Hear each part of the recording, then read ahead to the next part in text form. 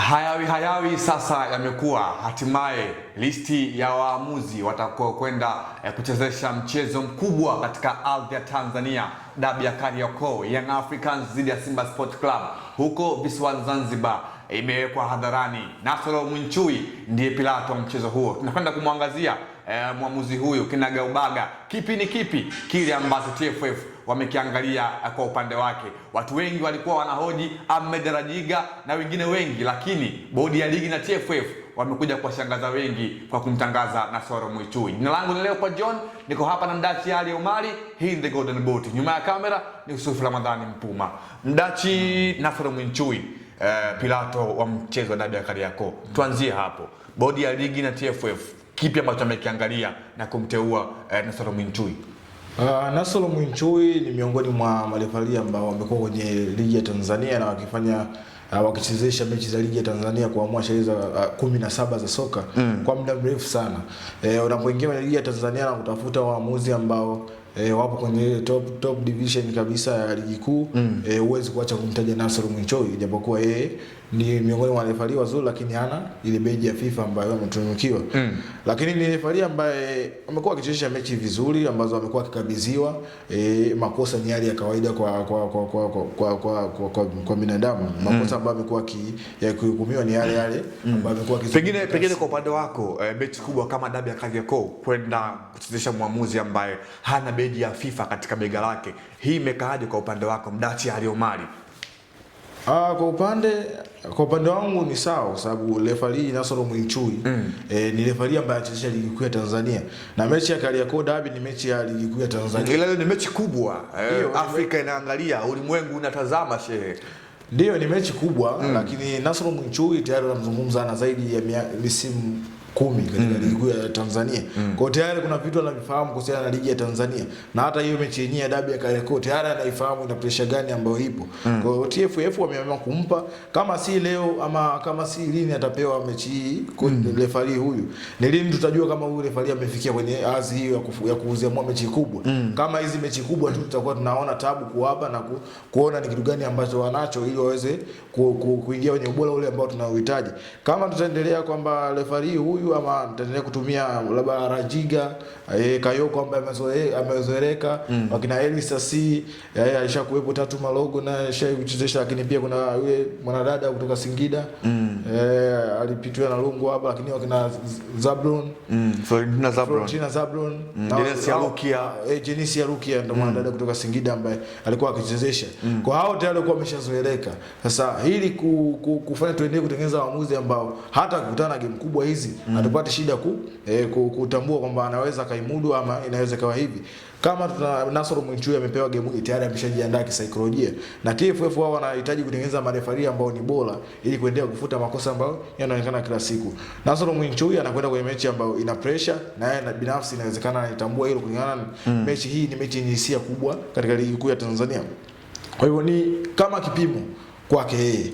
Kwanza kwa Watanzania ambao wanakwenda kutazama namna gani ambavyo watakwenda kuziamua sheria 17 za soka kwenye mechi hiyo kulingana na pressure ya mechi hiyo. Lakini pili ni kwake yeye kuendelea kutengeneza uaminifu wa kuaminiwa katika mechi kubwa kama hizi, pale ambapo watakwenda kusimamia sheria hizi kwa uhakika na kwa ufasaha ambao unahitajika. Sawa, tuangazie hapo pia mara baada ya mwamuzi wakati kuwa Nasoro Mwinchui, Kasimu Mpanga na Hamdan Saidi kutoka Mtwara. Hawa ndio waamuzi ambao watakuwa washika vibendera. Tuwazungumza nao kidogo kwa upande wa Kasimu Mpanga na mwenzake kwa maana ya Hamdan Saidi. Pressure ya dabi haitokwenda kuwavaa moja kwa moja kutokana na uzoefu wao waliokuwa nao. Pressure ya dabi inawezekana ikaenda kuwavaa ama isiwavae. Kwanza kisaikolojia, mtu unapoamini kufanya kitu ambacho ni kikubwa, kitu ambacho inawezekana hujawahi kujaribu kufanya, pressure lazima iwepo. Lakini maandalizi ndio yanamata kwako. Kwa maandalizi yao kuelekea kwenye mchezo huu na kujua ni namna gani ambavyo wao as a team, kwa sababu wapo seti ya waamuzi ambao watashirikiana na mwamuzi wakati. Kwa kwanza ni kutimiza jukumu lake yeye kama mwamuzi katika eneo ambalo husika la kibendera landsman ambaye anatakiwa kulitimiza kwa ajili ya kumsaidia mwamuzi wakati. Pamoja na kwamba yeye ndio pilato wa mchezo, yeye ni moja ya mtu muhimu kwa mwamuzi kwa sababu mwamuzi anatembea kiwanjani, lakini kuna makosa ambayo anatakiwa kuyatazama landsman, ndio mambo yake ambayo ambayo anatakiwa kwenda concentrate na kuweza kumfanya muamuzi wa kati ama seti yao ya waamuzi kufanya vizuri na kusimamia sheria zao, sheria za mpira 17 kwa uhakika kulingana na namna ambavyo wameaminiwa kupewa mchezo huu. Lakini ni waamuzi ambao kama watakwenda kufanya vizuri hapa, maana yake wanatengeneza trust kuanzia kwenye bodi ya ligi yenyewe, lakini pia hata kwa watazamaji, kwa hawatakuwa na shaka kwamba washapewa mechi ya kwanza na mechi yao waliopewa tayari walifanya vizuri, walisimamia kwa uhakika sheria za soka. Ndio maana wanawezekana wakaaminiwa na kuendelea kutumika katika mechi zingine za dabi zinazokuja. Tumekuwa kuzoea kuwaona kina Frank Komba katika eneo hili, lakini pia Mohamed Mkono, Janet Balama, lakini na wao pia wamepewa nafasi sasa kuchezesha mechi kama hii ama kusimamia mechi kama hii. Wanatakiwa kufanya kwa viwango ambavyo wanahitaji kuweza kutengeneza trust kuanzia kwa mashabiki wa mpira, wapenzi wa soka na bodi ya ligi ambayo imewaamini wao kuwapa kazi hii ya kwenda kusimamia na kuamua sheria za soka katika mchezo huu. Sawa.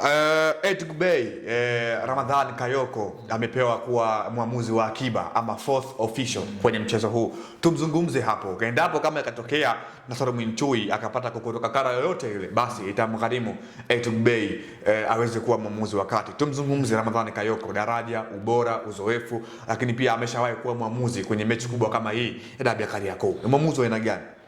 Ni mwamuzi ambaye alikuja akatengeneza ile standard yake kwenye ligi ya Tanzania. Kumbuka shaikuwa mwamuzi bora katika ligi ya Tanzania. Kwa hiyo tayari ana ile tunasema uzoefu kidogo katika michezo hii, hasa michezo ya dabi, kwa sababu ashachezea dabi kadhaa, na ukiachana na ile dabi ambayo ilileta mzozo kidogo, lakini za nyuma pia alishakuchezesha na alikuwa anafanya vizuri na watu walikuwa wanamtazamia kama ni miongoni mwa referee ambao ni wa viwango katika ligi yetu ya Tanzania kulingana na namna ambavyo alikuwa akifanya kazi. Kwa hiyo yeye peke yake kwanza kwa kwenye seti hii kuna kitu anakwenda kukiongeza. Hawa ambao wapo, kuna wengine ambao bado ni wapya hawajai kuchezesha ama kuona presha hii ya mechi hii wakiwa wana apply wakiwa kazini. Kwa hiyo yeye kama mtu mzoefu ambaye tayari ameshapitia katika chungu hichi cha dabi ya Kariakoo, tayari anajua namna gani ambavyo watapanga kazi wao as a team na kuwapa uzoefu kwamba namna gani ambavyo tunatakiwa kuziendea hizi mechi ama kuiendea hii mechi ambayo ina pressure kutoka nje. Kwa hiyo yeye ana faida katika timu, lakini pia yeye kama referee inawezekana akawa backup ya kwa lolote lile ambalo litatokea, kwa sababu yeye tayari ni mwamuzi wa kati. Lakini kwa hivi karibuni, kutokana na kile ambacho kilitokea hapo nyuma, amekuwa akitumika sana katika eneo la force official na baadhi ya mechi ambazo amekuwa akiziamua akipangiwa na bodi ya ligi. Asante sana mtazamaji wa Anuari TV. Binafsi yako waamuzi wa mchezo wa dabi umewapokea kwa namna gani? Je, una imani nao na umeridhishwa mara baada ya bodi ya ligi kumteua Nasoro Mwinchui kuwa mwamuzi wa kati kwenye mchezo huu? Kwenye comment hapo tuandikie, je, umeridhishwa kwa upande wako? Jina langu ni Leopard John, nilikuwa hapa na Mdachi Ali Omari, nyuma ya kamera ni Yusuf Ramadhani Mpuma. Hadi wakati mwingine, endelea kuangalia Anuari TV.